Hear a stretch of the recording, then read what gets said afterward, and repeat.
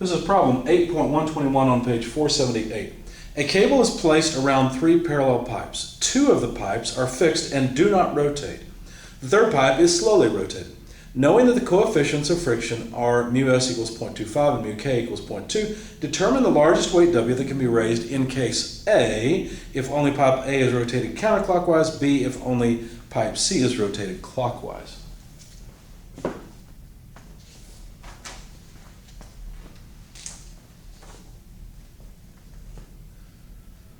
All right, the setup looks like this. We've got 3 different pulleys, all pivoted on ground. Unless you think this problem is something you would never experience, there's a whole industry you're probably not familiar with. We call this T4. So we'll just mention the tension in the cables, we'll just call this one T4. There's a whole industry that uses a ton of roll-to-roll processes. It's called the converting industry, and you've actually bought products from the converting industry, even though you probably don't know it. The converting industry makes packaging, cardboard boxes, packaging for food, packaging for products, whatever. Printing, taking flat stock and converting it to containers, essentially. And there's a ton of roll-to-roll processes because one of the things you want to do is control the tension of what's called the web. This would be the web. Now, of course, in this case, it's just a rope, so not much of a web, but a lot of times webs are flat. So newspaper print, that sort of thing, are continuous rolls of paper that are printed on. So there's all kinds of processes where plastic and all sorts of things are run over rollers like this. And in fact, this is a very small number of rollers for any converting process. And I didn't call the tension in this rope T4, I'm sorry, I called it T1. The tension in this rope, excuse me, I called it T2. In this rope T3, and in this rope T4. Now remember that the weight is just sitting there in static equilibrium. It's not accelerating or moving up and down. So what that means then is that the tension in rope 4 has got to be equal to the weight. So the tension in rope 4 is what we're looking for because the question is how much weight can we support? Now this is roller A, roller B, and roller C, and they told us that for part A, what's the maximum weight if A rotates counterclockwise. Let me make sure that's what they said. I think that's what I read. Yeah, A is rotated very slowly counterclockwise. In other words, the rope has to slip here, so the only friction is the kinetic friction coefficient, whereas these have the static friction coefficient operating. Which, by the way, they told us that the static friction coefficient is 25%, but the kinetic coefficient of friction is less, as it is always, at 0.2. Okay. All right, let's make some notes. Let's talk about the wrap angle beta of pulley A. Well, it looks like it's a 1/4 of a circle wrap angle. So 2 pi is a total circle, or it's a total radians in a circle. If we have 1/4 of those, well, that's 1/4 of 2 pi, so that's 1/2 of pi, right? Pi over 2. Right? Whereas the wrap angle over here is 180 degrees, half of a revolution, or in other words, pi radians. The wrap angle for C is the same as it is for A, and so beta of C is equal to pi over 2. These are all Greek symbol betas. They usually are used for angular measurements. So this is beta sub B, beta sub C, and beta sub A. So now we've got all of the wrap angles, and we know that the weight is equal to the tension in the last rope. The key equation is, of course, this one. Tension over tension, higher tension over lower tension, equals E to the beta mu, where beta is the wrap angle, mu is the friction coefficient. So let's start at A, because it's pretty obvious also that the tension in rope 1 must be 50 pounds. The box has to be balanced.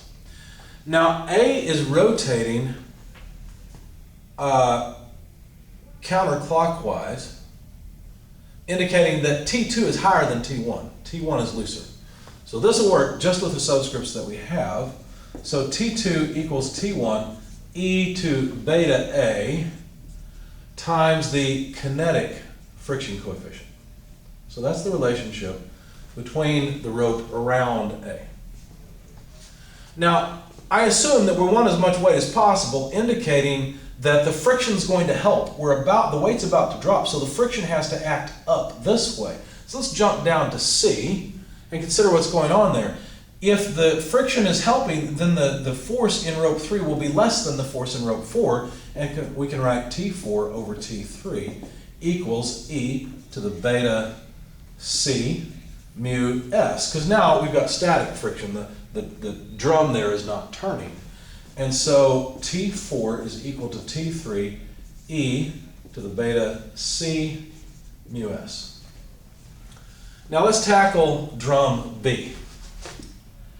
If the weight is about to slip, then that means that this rope's about to go this way, which means friction is pulling back this way, which means the friction in 2 is less than the friction in 3. We have to write T3 over T2 equals E to the beta of B mu S, because it's static. Okay?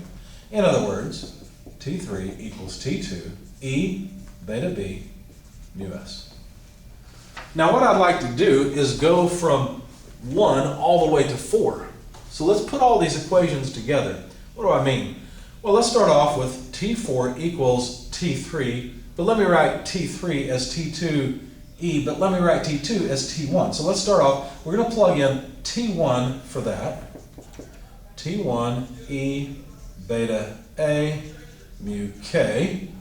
That's this plugged in for here, times E beta B mu static. That is all of this plugged in for 3, and so last term E beta C mu S. In other words, remember your rules of exponents, this is E to the power of beta A mu K plus beta B mu S plus beta C mu S.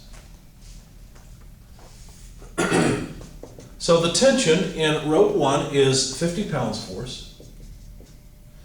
And then we need E to the power of BA. Well, what is BA? That's pi over 2. Mu K is 20%. Plus, in the exponent, beta B, the wrap angle here is pi. Mu S, well, mu S is 0.25. Plus beta C, which is pi over 2. Mu S is, again, 0.25.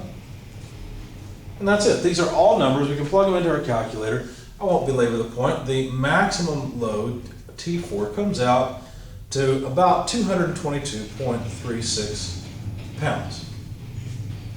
Now, that's the answer for part A, where drum A is rotating counterclockwise. If drum A is not rotating, and in fact, for part B, pipe C is rotating clockwise. Well, if C is rotating clockwise, again, friction is acting up on the rope to push the rope back. That means that T3 is less than T4, but we have to use a different friction coefficient. The equations are exactly the same. For the same reason as before, the tension has to decrease as you move back through the entire chain, or increase as you move out towards the weight. All that changes is the friction coefficient, because now we've got kinetic friction at C and static friction at A. So all that means is that for part B, we will have static friction for A and kinetic friction for B. Static, kinetic, static, kinetic, and static is 0.25, kinetic is 0.2. So notice what happens. We have the same multiplier, pi over 2, and all we did was flip-flop the 0.2 and the 0.25, so we'll get exactly the same number. So this is the answer for both part A and part B, even if C rotates clockwise. Now, if C rotated counterclockwise, that would be different, because then the tension in 3 would be higher than the tension in 4, but that's not how they stated the problem. So it doesn't matter if we want a little bit less tension and a little bit less weight capacity. It doesn't matter if we rotate C clockwise or A counterclockwise, we'll get the same effect.